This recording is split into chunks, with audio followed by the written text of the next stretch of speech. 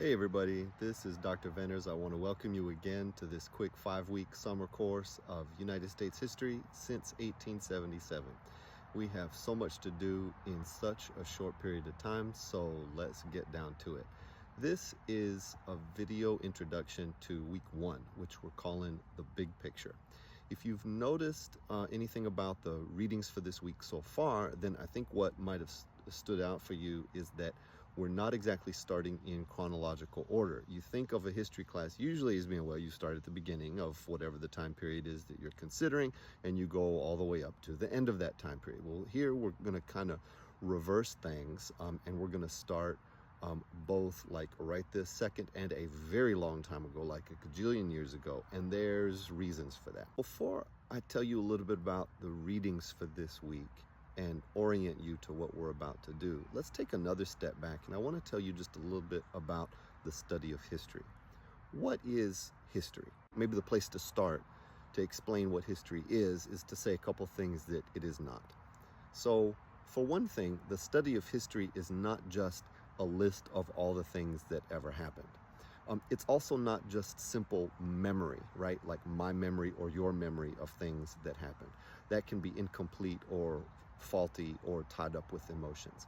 History is a collective endeavor, a rather formal endeavor of groups of people to understand and evaluate things that have happened in order to draw lessons from them so that we can make good decisions going forward into the future. You may want to think about it in the words of one of my favorite public philosophers, Princess Anna from Frozen 2, where she says over and over again, like, what is the next right thing?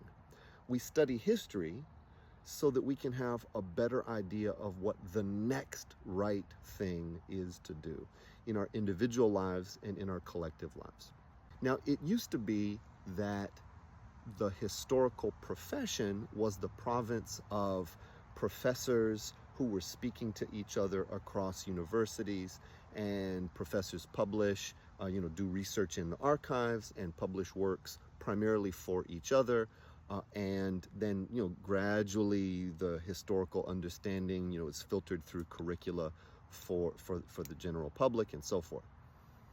The cutting edge of the historical profession today is that history, this endeavor of history, of understanding the past, evaluating the past so that we can think clearly about the future, that endeavor of course encompasses universities and like professional historians like me, for example, and a lot of my colleagues, but also that endeavor, as much as possible, has to engage the whole society.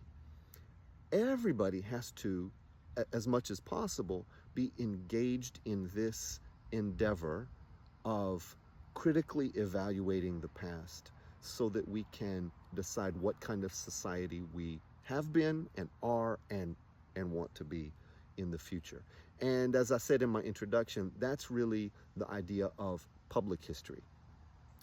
History not just by and for, professional scholars who are primarily talking to each other and only secondarily speaking to the public at large, but history done by and for and with as many people as possible.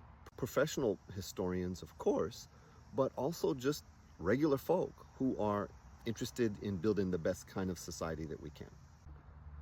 All right, so all that helps you to see sort of how I've constructed this first week called the big picture. The first selection that we're going to look at this week is not a reading at all. It's a 15-minute excerpt from a PBS series that came out a number of years ago, about a decade ago now, called Cosmos, a Spacetime Odyssey. And the host is this astrophysicist. He's at the Hayden Planetarium in New York, Dr. Neil deGrasse Tyson. He's one of the best science communicators that we have. Really, really smart and engaging guy. And this is a short excerpt in which Dr. Tyson kind of blows our minds in the best possible way. He takes all of cosmic time, all of the past, and imagines it as a calendar year on the earth, 365 days, in order to help us to be able to try to comprehend these vast stretches of time. And as you'll note in the questions in your discussion, we end up at the very, very end, just the last few seconds of the last day, December 31st, in this construct, with the human race coming online. So everything that we know is condensed into the very, very end. And the questions that we're asking about this, I mean, this is not a religion class, it's not a physics class, it's not a philosophy class, but yeah, kind of it is, I guess. What does that make us feel, right? If 13, 14 billion years of cosmic evolution has resulted in this moment, does that make us feel very small? Or does that make us feel pregnant with possibilities for the future? How do you situate yourself in these vast, vast stretches of time? All right, from there, we go to something that's slightly more manageable, and that is catastrophic global climate change. Only slightly more manageable, right? This is from an article from 2019 from the New Yorker by this author named Jonathan Franzen. And it's not about climate change per se. This is more about sort of the politics and culture of how do we respond to the reality that the climate of our planet is changing irrevocably, right? Do we face the truth that things are going to get a lot harder very soon? And what are the consequences of telling ourselves, telling each other that truth? What is the kind of cultural change? What is the kind of political change that we need to foster to be able to make that future less bad, right? To mitigate it, to make it as good as possible, to save as many lives, human and otherwise, as possible. And where he lands, I don't want to give too much away, but where he lands is with a very practical, usable kind of hope. And like defining sort of what he means in practical terms by hope. Very interesting, very challenging, I think. By way of background for understanding climate change, the historical context of global climate change, let me just say a quick few words about the energetic bases of world order. That sounds kind of pretentious, but what I mean is, like, where do we get the energy from to do work and build civilization? If you want to go back to, let's say, the so-called European Age of Discovery, the primary sources of energy to get stuff done are wind power, wind for sailing ships, and wind power in the form of windmills.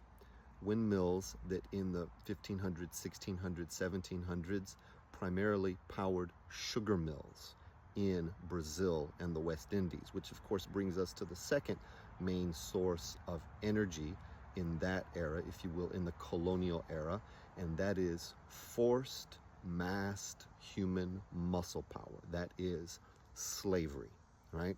So the way you get things done in the colonial period is wind power and brutally forced human muscle power in the form of slavery. Starting long about the time of the American Revolution, when this country comes online as an independent entity, there's a new source of power, new source of energy, and that is coal. So burning fossilized energy from deep inside the earth and releasing way more energy than in order to be able to do work than what was possible before. And so that's primarily burning coal to boil water in engines, right? To power all kinds of things. You know, it starts out in removing water from mine shafts and very quickly applied to factories in Britain and to railroads and steamships and so forth. And so suddenly you have a new kind of world order that is based on a new and way more potent energy source. This carries us forward into the 20th century. By the middle of the 20th century, there's a new and yet more powerful energy source in the world, and that is oil and natural gas. And that is the energy source that's primarily associated with the rise of the United States to preeminence in global affairs during the 20th century. What Franzen is talking about, and what's on the minds of all kinds of people these days, is oil and natural gas have, and coal before it, they have all kinds of consequences that were not dreamed of at the beginning. So we're thinking about how do we transition to a new set of energy sources that don't kill us. Now that you've had a chance to wrestle with Jonathan Franzen, let's look at this article by Ezra Klein, How Democracies Die Explained. It came out in 2018 in Vox. This is a summary of a book that's got almost the same title, How Democracies Die, by these two political scientists at Harvard, Levitsky and Ziblatt. The book and this shorter article that we're going to study provide sort of a big picture framework for understanding U.S. political history, particularly from the period that's covered in this course, from Reconstruction after the Civil War until right now.